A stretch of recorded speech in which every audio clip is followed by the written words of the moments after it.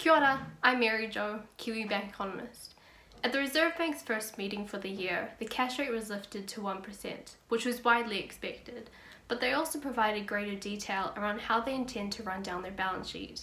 Under quantitative easing, the Reserve Bank bought a total of $55 billion in government bonds. Now they're in a position to reduce the size of their balance sheet by actively selling some of these to the New Zealand Debt Management Office. Now, the pace at which the Reserve Bank will do this, however, will be relatively gradual, selling just $5 billion per year. And the reason for this is that they don't want to cause too much volatility in the bond market. They'd rather have this entire process running predictably in the background. Now, the impact on interest rates, particularly longer-term interest rates, will be positive but marginal.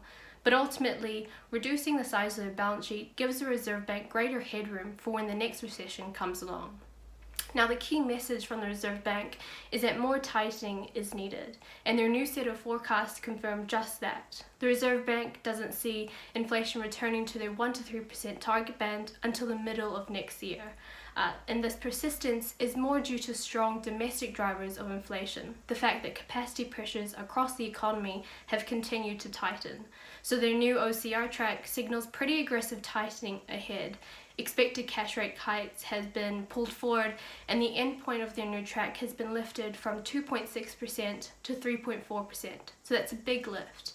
The new projections suggest that the Reserve Bank will need to tighten policy well through neutral, which is a cash rate of 2%, in order to rein in inflation and better balance the economy. So all interest rates in the economy, both lending and deposits, will have further to rise from here. Now, we still expect the Reserve Bank to hike another 6 times this year, but given the significant upside risks to inflation, we see a further 2 hikes in 2023 to take the cash rate to 3%. Now, even though the Reserve Bank has kept the door open to much larger hikes of 50 basis points, which certainly got markets excited, we think they'll stick to 25 basis points. And that's mainly because the risks aren't all one way.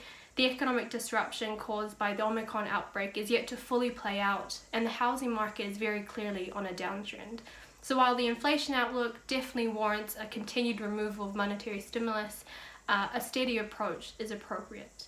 That's it from me. Talk to you in the next one.